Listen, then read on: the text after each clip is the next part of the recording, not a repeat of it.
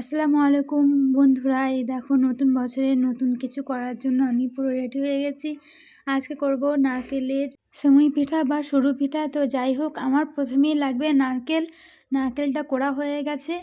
করতে করতে এই দেখো এতটাই এখানে ইঁদুর বা ছুঁচোর উৎপাত যে বলার মতো না।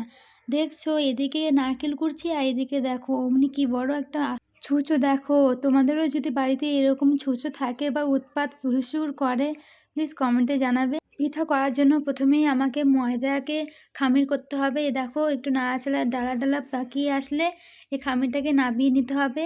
এবার দেখো পুরো ঝরঝরে লাগছে, তাই এটাকে বারবার একটু ভালোভাবে মাখার জন্য হাতটাকে পানিতে বারবার মাঝে মাঝে ভিজিয়ে নিতে হবে, যাতে ভালোভাবে মাখা যায়।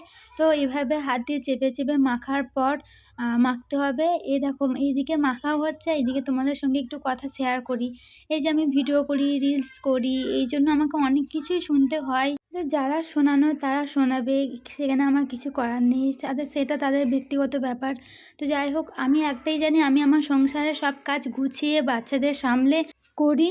আর এমনকি এটাও আমাকে শুনতে হয় আমি নাকি সবসময় ফোন নিয়ে বসে থাকি। তো যাই হোক, যে যা পারে বলুক বাবা, আমার দেখার দরকার নেই, শোনারও দরকার নেই।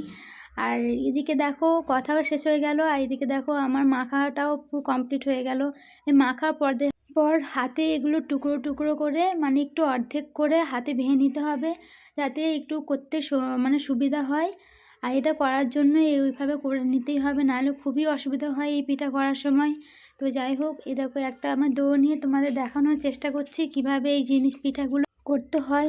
এই দেখো এইভাবে একটা হাত দিয়ে চাপ দিয়ে সরু করতে হবে। এই দেখো এইভাবে সরু করতে হবে, বারবার হাতে প্রেসার দিয়ে, মানে চাপ দিয়ে হালকাভাবে আস্তে আস্তে এভাবে, যেহেতু এটা খামির করা সেইভাবে একটু হালকাভাবেই এটাকে করে, এই দেখো সরুভাবে করে এটাকে অর্ধেক করে নিলাম। বাকি অংশটা রেখে এদিকে অর্ধেকটাকে দেখো আর একটু হাত দিয়ে ভালোভাবে চাপ দিয়ে আর একটু সরু করে, তারপর দেখো একটুখানি টুকরো নিয়ে একটা করে দেখাচ্ছি, দেখো কেমন জিনিসটা করতে হয়। আর তোমাদের সবাইকে অনুরোধ করছি ভিডিওটা শেষ পর্যন্ত দেখার জন্য। এই দেখো কথা বলতে বলতে আমার দেখো একটা পিঠা আমি করেও ফেলেছি। এই দেখো আমি পুরো, দেখো পিঠাটা লাগছে পুরো পোলতের মতো, না প্রদীপের পোলতের মতো, তুলোটাকে যেমন করা হয় পুরো দেখো সাদা তুলোর মতো লাগছে না? তো যাই হোক, এটাকেই সরু পিঠাও বলে, অনেকে অনেকভাবেই বলে। তো এইভাবেই সব পিঠাগুলো করে নিতে হবে। এই দেখো পিঠা করার সময় কিন্তু একটু আটা হোক ময়দা হোক একটু ছড়িয়ে নিতে হবে, যাতে গায়ে গায়ে জড়িয়ে না যায়। আর এইদিকে দেখো আমি করবো কি, তার সঙ্গে আমার মেয়েরাও দেখো করা শুরু করে দিয়েছে, কারণ এটা তো আমার মেয়েদের খুব পছন্দের খাবার। আর তার থেকে বড় কথা, ওরাও খুব মানে খুব মজা করে এই জিনিসটা আমার সঙ্গে সঙ্গে যখনই করি তখনই এরা করতে চলে আসে। এই দেখো দেখতে দেখতেই দেখো আমার বড় মেয়ে কী সুন্দর করেছে, দেখো নিজে হাতেই, দেখতেই পাচ্ছ নিজে নিজে করার কতটা ওর আগ্রহ। তার সঙ্গে তো আমার ছোটো মেয়েও কম না, সেও দেখো তার দিদি দেখে দেখে সেও করার চেষ্টা করছে, পারছে না তাও করতে ছাড়ছে না। তো এইভাবে সব পিঠাগুলো রেডি করতে হবে। আর দেখো সবগুলোই হয়ে গেছে। আর তার মধ্যে দেখো আমার ছোটো মেয়ে দেখো কেমন করেছে, দেখো দেখি হাসি পাচ্ছে। তারপর গ্যাসে কড়াই বসিয়ে দিলাম, কড়াই বসার পর তাতে একটু ঘি আর তেজপাতা ফোড়ন দিলাম। এতে গরম মশলাও দিলে সেন্টটা মানে ফ্লেভারটা খুব ভালো হয়, কিন্তু এই মুহূর্তে নেই বলে আর দিলাম না। এরপর দেখো চিনিটা দিয়ে দিলাম। তোমরা যে যেমন চিনি মানে মিষ্টি পছন্দ করো সেইভাবে তোমরা দেবে স্বাদ অনুযায়ী। আমার কিন্তু মিষ্টিটা একটু বেশি ভালো লাগে। তো যাই হোক, এরপর দেখো মিষ্টি ব্যালেন্সটা যাতে ঠিক থাকে সেই জন্য একটু নুন দিয়ে দিলাম, তারপর দিলাম নারকেল কোড়াটা। আর তারপর দেখো ভালোভাবে নাড়াচাড়া করে নিতে হবে, কারণ নারকেলটা যত ভালোভাবে মিশবে তত ভালোভাবে জিনিসটা মানে নারকেলের দুধটা বেরোবে, আর দুধটার জন্যই কিন্তু পিঠাটা সব থেকে মজা হয়। তো যাই হোক, এই দেখো সব পিঠাগুলো যাতে জড়িয়ে না যায় তার উপরে একটু ময়দা ছড়িয়ে দিলাম।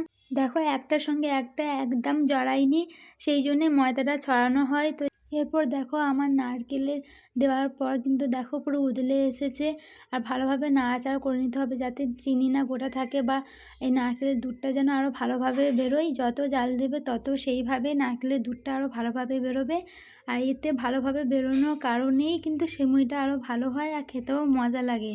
তো এরপর ভালোভাবে জাল দেওয়ার পর ফুটে আসার পর দেখো পরপর আস্তে আস্তে আমি সেমাইগুলো দিয়ে দিলাম। দেখো পুরো একটা একটা হয়ে গেছে। সব সেমাইগুলো আস্তে আস্তে দিয়ে দেবো। দিয়ে দেওয়ার পর যেহেতু এটা খামির করা হয়েছে সেই জন্যে যাতে নিচে বসে না যায় সেভাবে আমাকে খুন্তি দিয়ে আস্তে আস্তে নাড়াচাড়া করতে হবে যাতে সেমাইগুলো না ভেঙে না যায়, সেই জন্য হালকাভাবে আমাকে নাড়াচাড়া করতে হবে। এরপর দেখো আমার পুরো রেডি হয়ে গেল হাত সেমাই বা যে যেমন বলে, তো যাই হোক আমি বলি নারকেলের সরু পিঠা।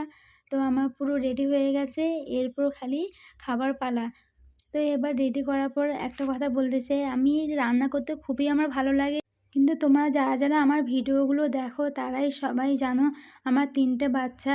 তো যাই হোক এদেরকে নিয়ে আমি সময় একদমই বার করতে পারি না, সময় হয়েও ওঠে না।